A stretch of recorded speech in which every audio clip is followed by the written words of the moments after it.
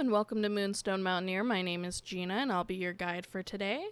I'm really excited to be back after a long hiatus where I haven't made any videos for almost a year now. So it feels good to be back. I'm excited to help you out on your journeys. Today we're going to be discussing camping in Joshua Tree National Park, both inside and out. I want to make sure that in the off chance that the park is full, you guys have a place to stay and you guys have a wonderful vacation. So to begin with, we're actually going to focus on inside the park. And the first topic is going to be reservation-only campsites. These campsites are going to be available on recreation.gov. They're going to, as of very late 2025, when I'm making this video, cost about $35 per night.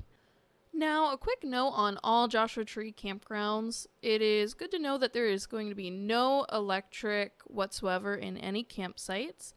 And there are 2 dump stations. There's one at Black Rock Campground and one down at Cottonwood Campground on the south end of the park.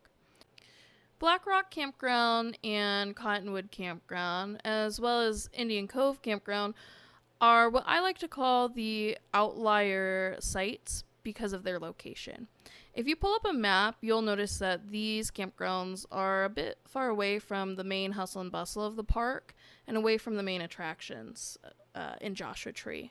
So while they are good locations and they all have their unique hikes and sights to see, I do want to preface before I go over these 3 campgrounds that they are pretty far away from Park Boulevard, which is this central U-shaped road that goes through the park. Black Rock Campground, located off of Highway 62 down Avalon Boulevard, is technically a fee-free area due to its isolation from the main part of the park, like we were talking about before. It has a nature center that features artwork from local and desert artists, as well as a gift store and a spot to, if the rangers are there, get some information about hiking or check into your campsite. The maximum RV length at this campground is going to be 35 feet. However, with 99 sites that are all differing in lengths, you are going to have to look on recreation.gov to make sure the exact site that you book allows whatever length RV you have. Now, something nice about Black Rock is that it does have water, so there are flush toilets as well as water spigots located around the campground for you to fill up any water buckets to put out your fires or just for drinking. Each campsite does have a designated picnic table and fire pit. It's important to note that the roads in some areas of the campground could be pretty sketchy. I would be nervous to take my low clearance car in Black Rock because while it is paved everywhere, I will say that it's very old paving that has broken up and has a lot of potholes. Be aware of that. I know they did redo a couple of the stretches in the campground recently. However, there are still some spots that are pretty rocky. Now let's move on to Indian Cove Campground, which is also located off of Highway 62. This campground does have water at the ranger station further down the road. However, it does not have any water spigots throughout the campground. This means you're also going to have pit toilets at this location. You are going to have, just like Black Rock, a picnic table and fire ring designated to your site. And something I really love about Indian Cove is there are some really unique rock formations at this location. It's a great spot for climbing. It's a little more of a local spot due to its vicinity to the nearby towns. I will say it is isolated from the main part of the park, so if you wanted to get into the park from Indian Cove, you have to go back out to Highway 62 and then enter through West Entrance or North Entrance. And I did say that there was a ranger station at Indian Cove Campground. However, that's actually not true. During the shutdown It was quietly made into a gift shop, so no longer a ranger station, but there's that little shop for you if you like that sort of thing. Moving on to Cottonwood Campground down at the south end of the park. This is going to be the campground closest to Highway 10. It's also going to be the one that is furthest away from what I consider the main part of the park. However, the south area, the Colorado Desert, does have really unique features that I love, and I do implore you to visit that area, if not camp there. Cottonwood Campground is similar to Black Rock. It does have water, including flush toilets and water spigots throughout the campground. Of course, there isn't individual water at each site, no hookups, but there are spigots. There are nearby trails as well as a visitor center just down the road. That plus this campground's vicinity to Highway 10 makes it a pretty convenient area to stop on your road trip depending on where you're traveling from. Now we'll take a look at the reservation-only campsites that are inside the park. This is going to be Ryan Campground and Jumbo Rocks. Starting with Ryan Campground, this is a pretty well located campground. It's going to be on the west side of the park. It's going to be close by to Cap Rock and Ryan Mountain. I like Ryan Campground because it's a bit smaller than the other reservation campgrounds, but it's really well located. So if you can get a spot in here, you are doing well.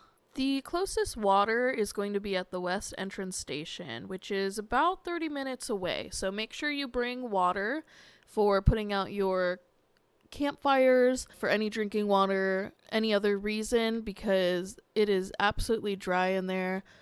No water spigots, no water station, nothing.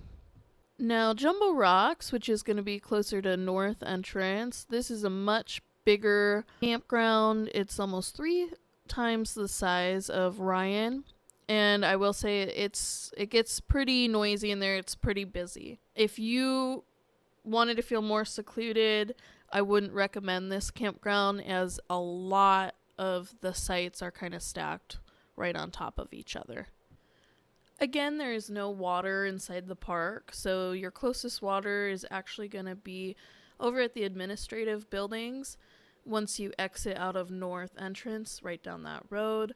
Now, Jumbo Rocks is pretty aptly named. In case you couldn't guess, huge rock formations right there at the campground, and you're camping right inside of it. So it's pretty unique. You get to really feel like you're in those rock formations. I enjoy that aspect of the area.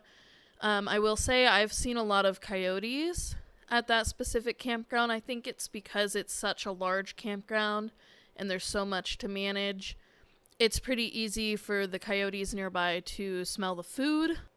That being said, if you bring pets, seriously keep an eye on them. You should do that in any campground, of course, but park policy, gotta have them on a leash at all times. Can't leave them unattended. So I really encourage you to listen to that, because the amount of coyotes I've seen near there is pretty high. This campground is within walking distance to Skull Rock, which is a pretty neat skull-shaped rock, if you couldn't guess from the name, that a lot of people like to see when they visit Joshua Tree. Let's not forget group sites. So Sheep's Pass is a campground that only has group sites available. There's actually going to be a minimum amount of people that you have to bring in order to book these sites, and that information is on recreation.gov. Indian Cove also has some group sites available. Again, you have to have a minimum amount of people to book those sites, and the sites are going to be a lot bigger to accommodate more people.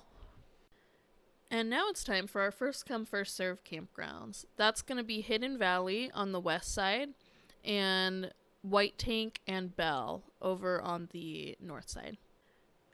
These first come, first serve campsites are going to cost, as of right now, $25 per night. Beginning with Hidden Valley, this is a very climber central area of the park. It's going to be right next to the Hidden Valley Nature Trail, just across the street. There's going to be a lot of climbers that, especially in season, are going to be in those sites. So it can be a little rowdy. The first come, first serve aspect, it can be a little confusing. So let me talk it over with you. How first come, first serve camping works at the time of this recording in Joshua Tree National Park, you're going to go drive out to whatever campground that you want to look for a site, whether that's Hidden Valley, Belle, or White Tank. If you find an open site that has no tag on it, nothing in the site, no one in the site, you're immediately going to park there, put something down, whether it's a chair or something that makes it obvious someone's claiming the site. And then you're actually going to go back up to the west entrance station or north entrance station, whichever one's closest to you. And you're going to pay for the campsite there. And then within the hour, you go back to your campsite and you put the tag that the ranger will give you when you pay. You put that on the post to claim the spot, and that's just how easy it is. If you're unsure of how many nights you want to book because you fly by the seat of your pants, it is an option to book it one night at a time. Just know that you will have to go up to the entrance station every night that you book it. I'm sure a lot of people have had this experience like I have where I book 2 nights. Joshua Tree is so beautiful. There's so much to explore. I end up booking 5 later because I can't get enough. So just know that that's an option. You're not locked into how many nights. Now, that being said, it is important to note that there is a 14-night maximum stay. This is for all campgrounds, but 14-night maximum during season. So that's going to be October through May. And then there's another 14 nights in the off season. So May to October. Now, Belle and White Tank are very close to each other, so I'm going to go over them at the same time. They're both very small, pretty secluded campgrounds. I would almost say that they're some of my favorite ones because of how small they are. You're not near too many campers, and you're also a little ways away from the west side, which tends to be busier. So it's pretty nice and quiet in that area. All campgrounds within the park are going to have pit toilets and no water. So these 2 campgrounds are the same in that regard. I will say if you're going to White Tank, do not enter that campground if you have a rig bigger than 25 feet. The rocks in that campground, you will literally get stuck if you go into that campground with a rig bigger than that. You can't even turn around. So unless you want to back up for like 100 feet or more in your big rig and potentially hit a ton of rocks, and I'm talking like rock formations, not just rocks on the road, do not go in there if you're over 25 feet. If you go to Belle, that one has a little more leeway.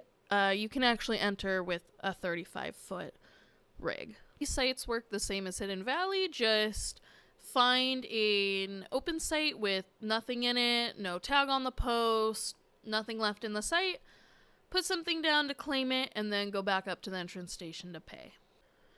Now, during the busy season, it is very possible that you could show up for these first come, first serve sites and nothing is available. Now, what you do if that happens, my first suggestion would actually to be looking at the BLM land that surrounds the park.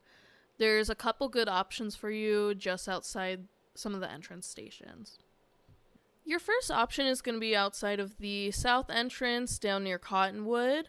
Just outside of the park boundaries, there's BLM land where you can actually disperse camp. Make sure you're outside of the park, though, because it's illegal to disperse camp in Joshua Tree National Park. But it's pretty clearly marked. You'll see a bunch of dirt roads and people probably already parked out there in the desert. It's going to be way past the Joshua Tree sign outside of the park. Your second option is actually going to be near Joshua Tree, the town, which is outside of West Entrance. That's going to be the dry lake bed, which is also BLM land, and it also has dispersed camping.